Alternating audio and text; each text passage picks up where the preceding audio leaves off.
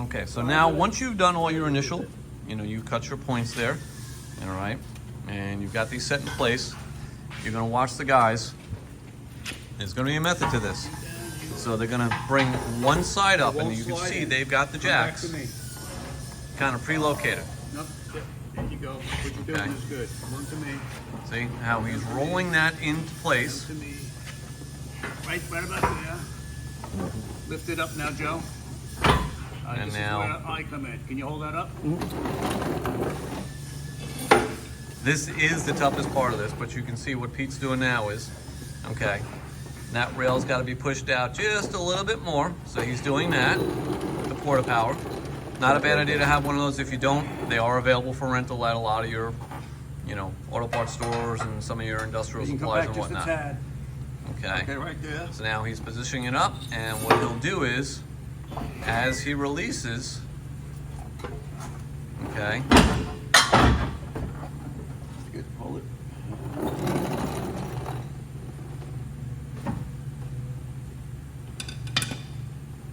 That rail will close back up. It's pretty much closed. I got to get the monkey stick now. Okay. And locate it in. Now, on some occasions, memory-wise, whatever that will want to sit, okay, you may have to then suck it back in, let's say a monkey stick or something, to get it located. You can see Joe's setting the jacks in now.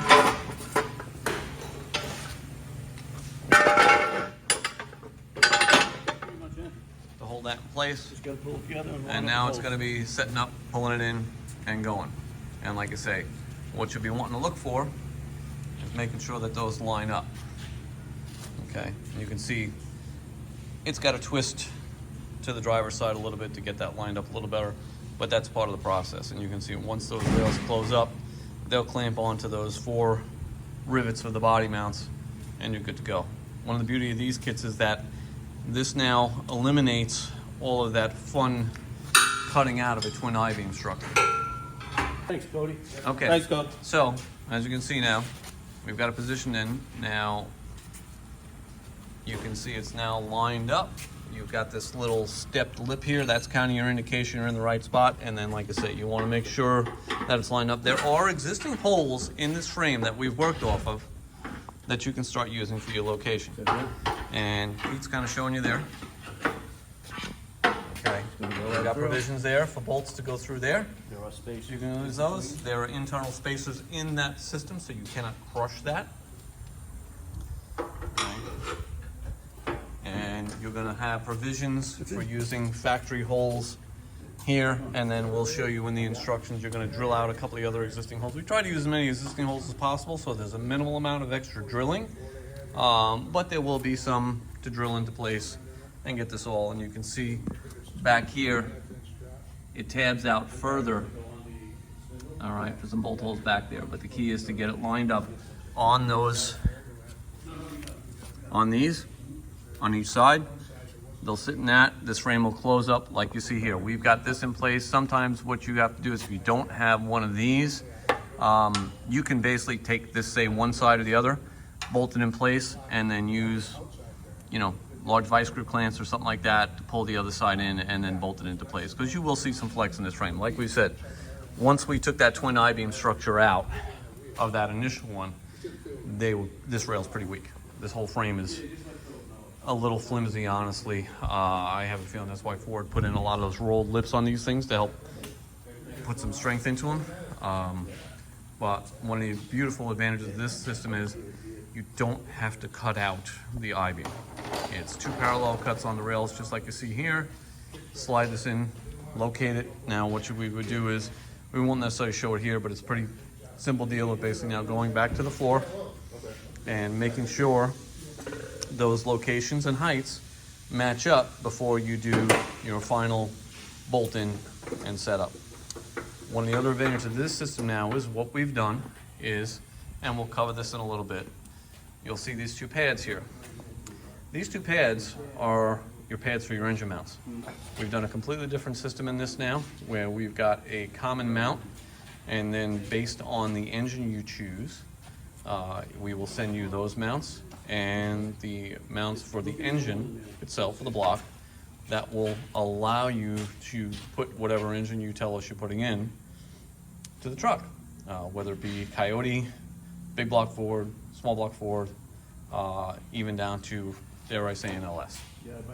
Okay, and the nice thing is, if you decide to change your mind, say you want your Windsor Base 302 in here for now or whatever, and you decide later on to go to a Coyote, all right, all you have to do is give us a call, and you can buy from us the block adapters that will go onto the engine, and then you just may have to change the positioning of these mounts. See the 4 holes on each one. You just may have to change the positioning of that engine stand that comes with the kit, and put your Coyote in or whatever you want to put in. Okay, so now what the guys are doing now is they get to the cab, reset.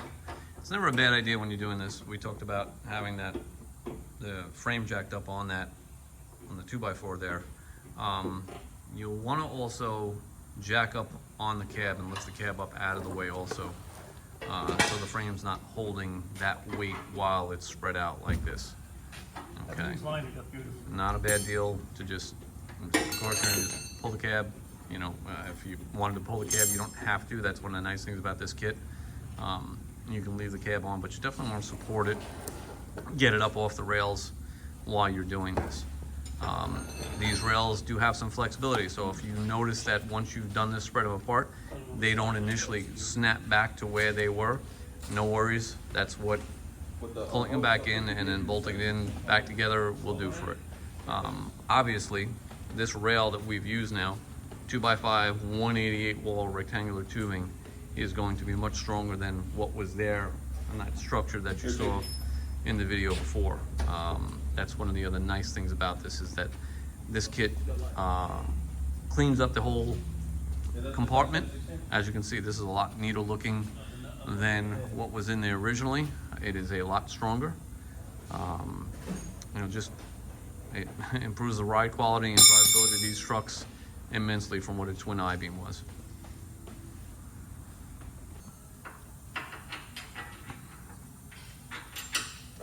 All right, so as you can see, Pete's lined those up with a bar, making sure everything lines up, and now he can slide the bolts through. Now, here we use a grade 5. We'll be supplying these with grade 8 bolts all through all these mounting process. Okay. All right. The other tip of these, and this is optional, what you can do, if you so choose, once this is all bolted in, and some guys will do it if they have the ability and want to, this will allow you to bolt it in, and then if you choose to later on or whatever, if you've got a buddy who's got a welder, they can weld this in also.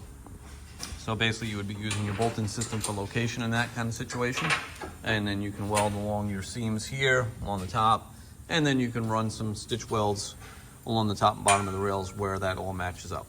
Okay.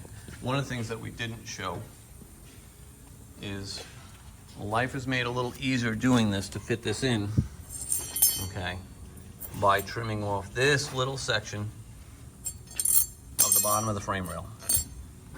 Okay. Not absolutely necessary, but it will make life a little easier to twist that rail, twist this whole new structure into place. Okay, so we do recommend doing that also, and it's pretty easy to see it. I don't know if I can get underneath here.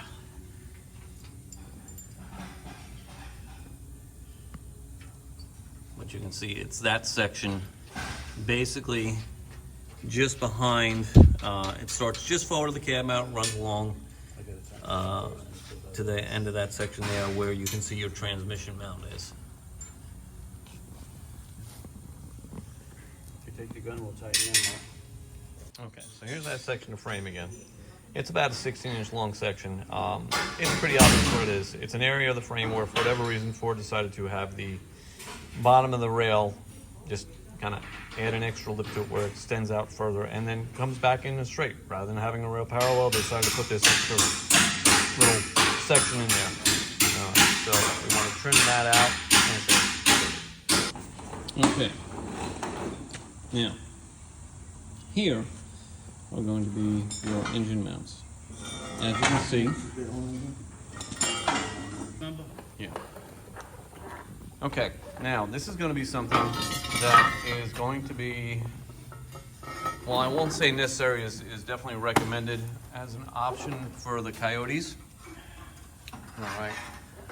Most of the other engine mount setups, you're going to be able to use your factory transmission cross member. Just may have to relocate it. Okay. The Coyotes, obviously, with the differences in the 6R80s and everything, this is a cross member that we're going to offer as an option that you can set up and redrill the holes, bolt that in, and you'll have a transmission cross member. You can see, I don't know if you can see past Pete's shirt there, but how much of an offset is on these vehicles. Really just by backing up and looking at the transmission tunnel location in relation to the frame, you can see these had a good 4 inches worth of engine offset to them. So we've taken that into consideration because obviously setting that engine basically centered in the transmission tunnel, not necessarily in the frame, will allow a minimal amount of transmission modifying to the tunnel. Okay. Like I say, we've done this with a 6R80. Doesn't seem to be any major modification to the transmission tunnel required. 10R80, maybe not. We don't have one here. My understanding is that 10R80s are about the same size as a 6R80, so you can probably get away with that. Now you can also see they started even as quick as this goes. Got that bolted in. They've got a bunch of the bolts bolted in to hold this in place. You can see along here. You will see, we don't have them here yet, but you'll have holes here.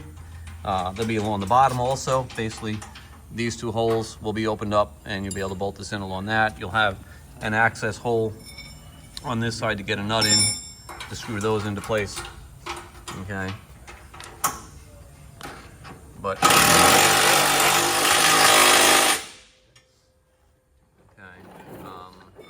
the only thing you may have, like we said, you want to try and match up the heights and locations as close as you possibly can. But like anything else, when you're fitting your sheet metal on, you still may have to do some shim aligning and that kind of thing. The other thing you're going to be doing is once you get your fenders and inner fender wells on, you'll have to obviously do some trimming to clear the new camber plate and coil them out and the inner fender wells. All right. Ready? Go.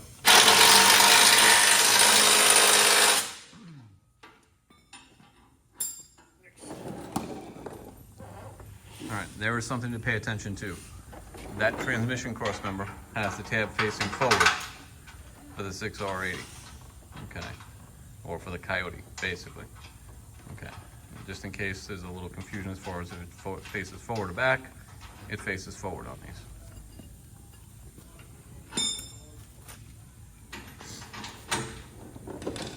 Okay, so now with this stub, even just partially bolted in, along with your transmission mount that they've pre-installed, okay, which you don't have to do, but okay, you get an indication of just how much stronger this makes the frame. So there are basically only about 6 of the bolts holding this stub into place right now. Okay. No, I did not. Yeah. We pulled. No. The one behind it. Once we pull the jacks, or the stands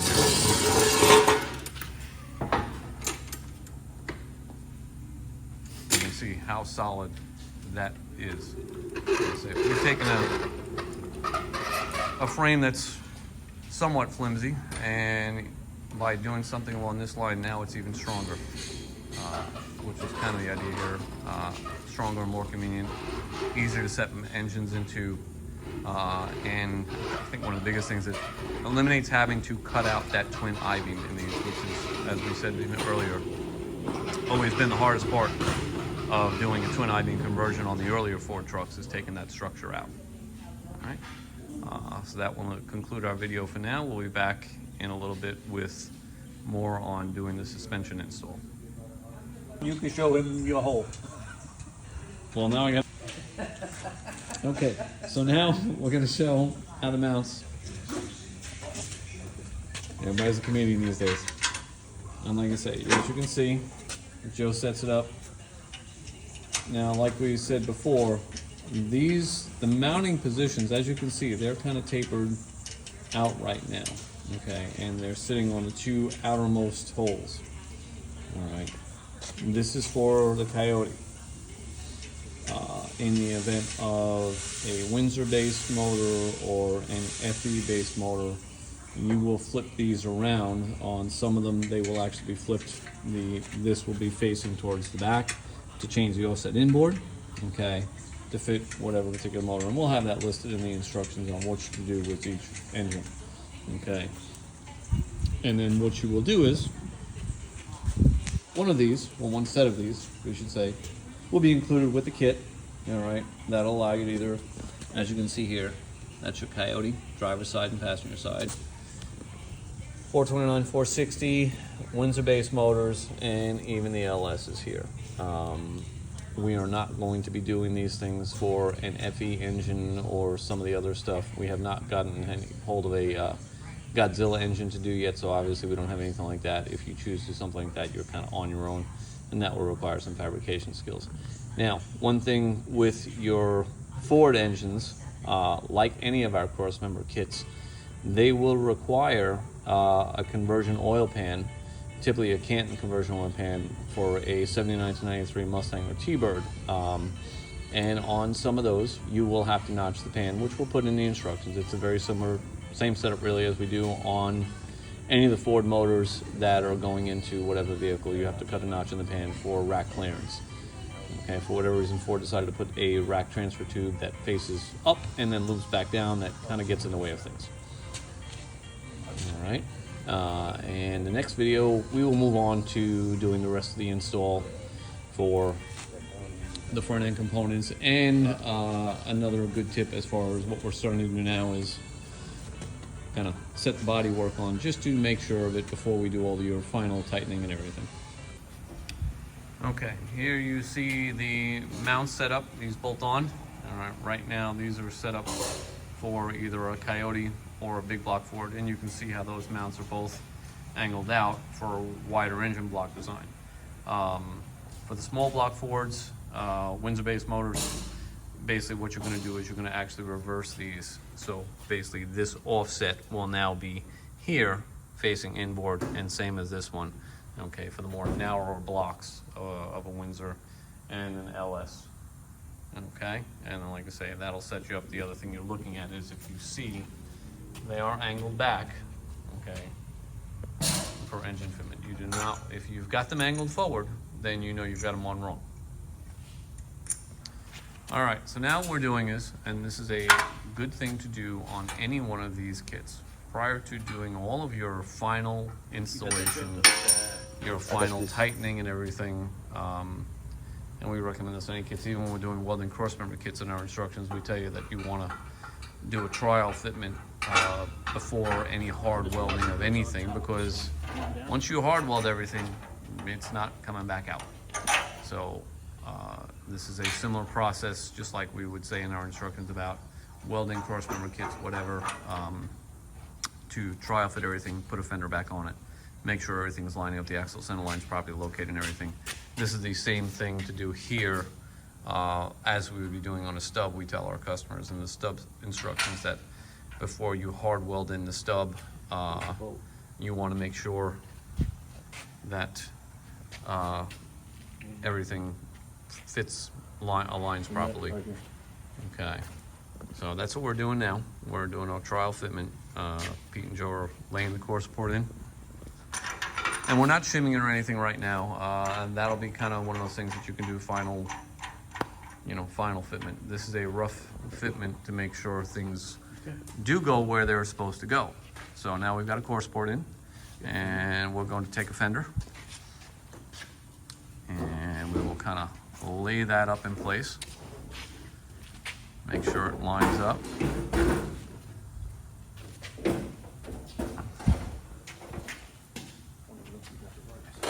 You got to move back.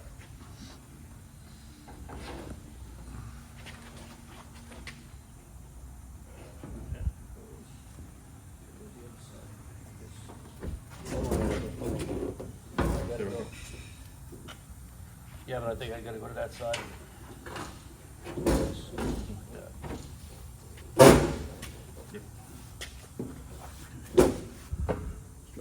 bolts in here. Hold it for now.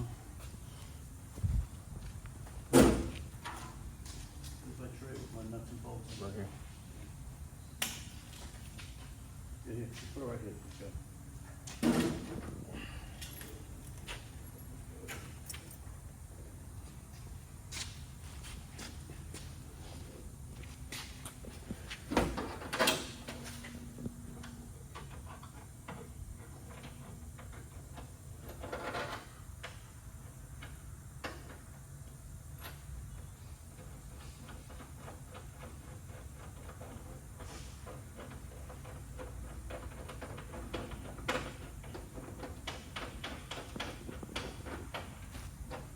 That ain't gonna go on. Let's sit the other one. Put another bolt in here too.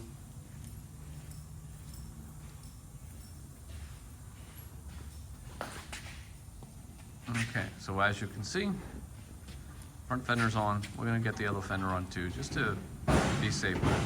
Make sure we don't have anything tilted incorrectly or whatever. But here's a good indication. This is one of those things that we talk about all the time. Brent used to call it small garage syndrome. If you don't step back and eyeball up your axle center line, you're in danger of setting things up incorrectly and then finding out the hard way that you put, say, a kit in the wrong place. What I'm doing here now is if I step back and you visualize, you see the center of that fender opening, and we say this all the time, the center of our cross member is going to be your axle center line. So if you kind of eyeball up and see the center of that cross member in relation to the center of the wheel well, it is lined up, it is centered up, okay? And that's what you're looking for. You know, matching wheelbase is fine on some vehicles, but we've said many times before, we found a lot of vehicles over the years that, you know, setting up by a wheelbase is not necessarily correct for the car aesthetically. 53, 56 F-100s come to mind immediately. They are an inch off and the wheel centering up the front fender. So we put in our instructions and recommend anybody. 53, 56 F-100 and some of these other later trucks, you want to move that axle center line to get it looking better in the fender. So you don't necessarily go by what the OE specification is for your wheelbase. You're going to move it a little bit to get it looking right. And after all, that's what this is about, is making these vehicles not only ride and drive great, but they got to look right also. Okay, so they're now got this front fender on. Joe's got the other front fender kind of laid into place, while Pete's kind of getting a few more bolts into the passenger side there. We'll get that lined up, and that'll tell us that, hey, guess what? Stub's in a good spot. Okay, it's bolted in correctly. The heights are looking pretty good. You can even see the gaps are, even without any shims or anything, they're about OE style gap. Now, like anything else, you want to make it better? Sure, take your time, do some shimming, do some playing. But as we said, this is just a rough bolting them in, kind of snugging them up and going. And you can see already that that's sitting pretty darn good. Okay. At this point, you can really, once you've got these set up as the guys have, now you can go about torquing all those bolts down, getting everything final tightened up, and you're pretty much ready to do the rest of your install as far as your suspension and your drivetrain. All right, we'll have some of that stuff in the next video. Thank you and have a great day.